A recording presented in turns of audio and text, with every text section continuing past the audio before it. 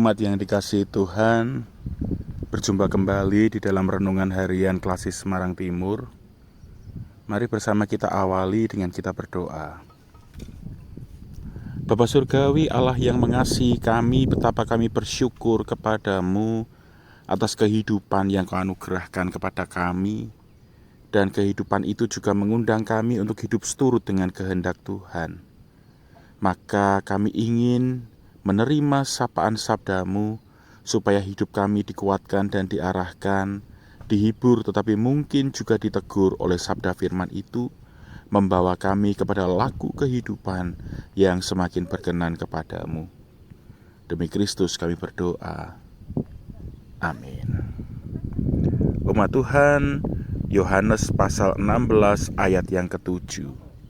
Yohanes pasal 16 ayat yang ke-7 menyatakan, namun benar yang kukatakan ini kepadamu adalah lebih berguna bagi kamu jika aku pergi. Sebab jikalau aku tidak pergi, penghibur itu tidak akan datang kepadamu. Tetapi jikalau aku pergi, aku akan mengutus dia kepadamu. Demikianlah sabda Tuhan.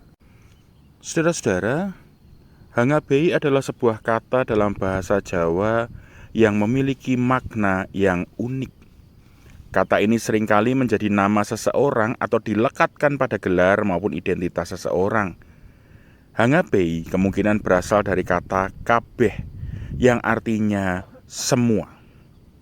Hangabei bisa diartikan sebagai orang yang ingin melakukan atau memiliki semuanya. Dalam paradigma hangabei sebagai orang yang ingin melakukan semuanya sendirian, ada sisi positif namun tentu juga ada sisi negatif. Sisi positifnya adalah adanya jaminan terkerjakannya suatu hal. Semua bisa selesai, hasilnya baik. Namun di sisi lain, hal itu menimbulkan ketergantungan, bahkan bisa jadi mendatangkan kepasifan. Orang-orang lain akan cenderung menyerahkan pekerjaan, bahkan tanggung jawabnya kepada sang hangabei tersebut, tanpa peduli akan peran masing-masing orang dalam langkah gerak bersama. Bacaan yang hari ini kita baca mengisahkan percakapan-percakapan terakhir Yesus bersama dengan para muridnya sebelum ia menjalani laku salib. Pada bagian ini, Yesus menceritakan alasan dan tujuan Yesus yang akan pergi meninggalkan para muridnya. Para murid yang pada saat itu sudah terlanjur memiliki relasi erat dengan Yesus, apalagi kebersamaan itu dibumbui dengan pemeliharaan melalui peristiwa-peristiwa mujizat yang ajaib, mungkin merasa kurang nyaman dengan perkataan atau dengan pandangan Yesus yang akan meninggalkan mereka. Besar kemungkinan para murid memiliki ketergantungan pada Yesus dan akan menjadi sulit berpisah, apalagi kesediaan diutus dengan sukarela. Ini tidak sesuai dengan kehendak Yesus. Maka Yesus pun membekali paradigma para murid dengan peran lain yang akan dikerjakan utusan Tuhan pasca kepergian Yesus. Peran penghibur inilah yang nantinya akan memberikan daya kepada para murid melakukan bagiannya masing-masing, bahkan juga menguatkan orang-orang lainnya untuk turut serta berkarya layan bagi Tuhan. Yesus rupanya tidak ingin menjadi hangabei, sekalipun dia bisa, mampu untuk melakukannya. Yesus ingin semua orang mengambil peran dan memainkannya dengan cantik, seperti yang dikaruniakan Roh Penghibur kepada masing-masing anak Tuhan.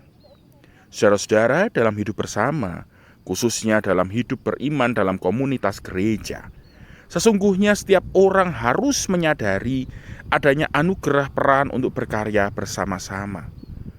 Adanya orang yang berparadigma hangabei sedikit banyak mempengaruhi peran-peran tersebut, yang berakibat munculnya kepasifan karena merasa sudah dikerjakan oleh orang tertentu, lebih baik jika dikerjakan oleh orang itu, dan sebagainya.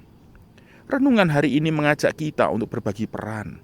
Mari melakukan bagian-bagian kita, sekalipun dengan tertatih-tatih, dengan belajar, dengan berproses, baik itu di rumah, di kantor, di gereja, maupun juga di masyarakat.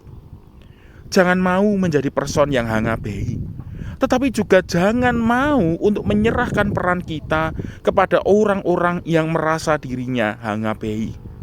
Mari setiap orang mengambil peran dan berlakon, agar kita dapat menyadari dan melakukan peran kita dengan sebaik-baiknya sebagai wujud ungkapan syukur kita kepada Tuhan. Tuhan memberkati kita. Amin. Mari kita berdoa.